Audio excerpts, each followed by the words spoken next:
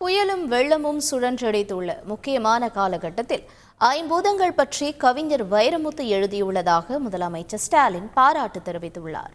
அறிவியலை, அதுவும் நவீன அறிவியலை சொல்லும் திறம் கொண்டது தமிழ்மொழி என்பதை நிரூபிப்பதாகவும் இந்த புத்தகம் அமைந்துள்ளது.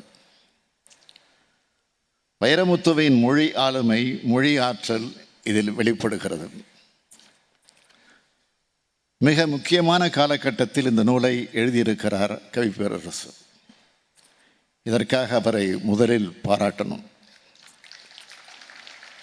புயலும் மழையும் வெள்ளமும் தலைநகர் சென்னை முதல் தென் மாவட்டம் குமரி வரைக்கும் சுற்றி சுழன்றடித்து முடித்திருக்கும் இந்த நேரத்தில் ஐம்பூதங்களை பற்றி கவிஞர் எழுதியிருக்கிறார். சென்னையாக இருந்தாலும் நெல்லையாக இருந்தாலும்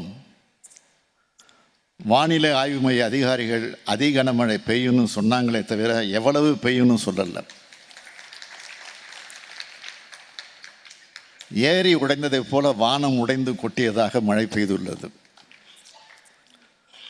100 ஆண்டில் பெரிய மழை, 177 ஆண்டில் பெரிய மழைன்னு சொல்கிறோமே தவிர இதுக்கான காரணம் என்னன்னு யாரும் சொல்லலை. உண்மையான காரணத்தை இந்த புத்தகத்தில் வைரமுத்து அவர்கள் சொல்லிவிட்டார்.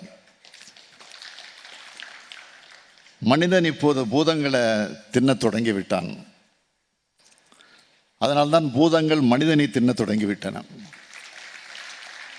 என்று சொல்கிறார் கவிஞர். காலநிலை அறிவு இயக்கம் தமிழ்நாட்டில் செயல்படுத்தப்படும் என்று முதலமைச்சர் மு.க. ஸ்டாலின் தெரிவித்துள்ளார். தமிழ்நாடு பசுமை இயக்கத்தின் மூலம் தமிழ்நாட்டின் காடுகளின் பரப்பளவை 21 விழுக்காட்டிலிருந்து 33 விழுக்காடாக அடுத்த 10 ஆண்டிற்குள் உயர்த்த திட்டங்கள் நடைமுறைப்படுத்தப்பட்டிருக்கின்றன. சுமார் 2,08,00,000 மரக்கன்றுகள் பதியம் போடப்பட்டு அவற்றை நடும் பணிகள் துவங்கப்பட்டுள்ளன. இந்த திட்டம் தமிழ்நாட்டின் பசுமை போர்வையை அதிகரிப்பதோடு மட்டுமில்லாமல் கார்பனை உள்வாங்கவும் பயன்படும். காலநிலை மாற்றம் குறித்து பள்ளி, கல்லூரி மாணவர்கள், தொழில் முனைவோர் என சமூகத்தின் அனைத்து மக்களுக்கும் கொண்டு சேர்க்க காலநிலை அறிவு இயக்கத்தை தமிழ்நாட்டில் செயல்படுத்த போகிறோம். செய்திகளை உடனுக்குடன் தெரிந்து கொள்ள உடனே சப்ஸ்கிரைப் பண்ணுங்க.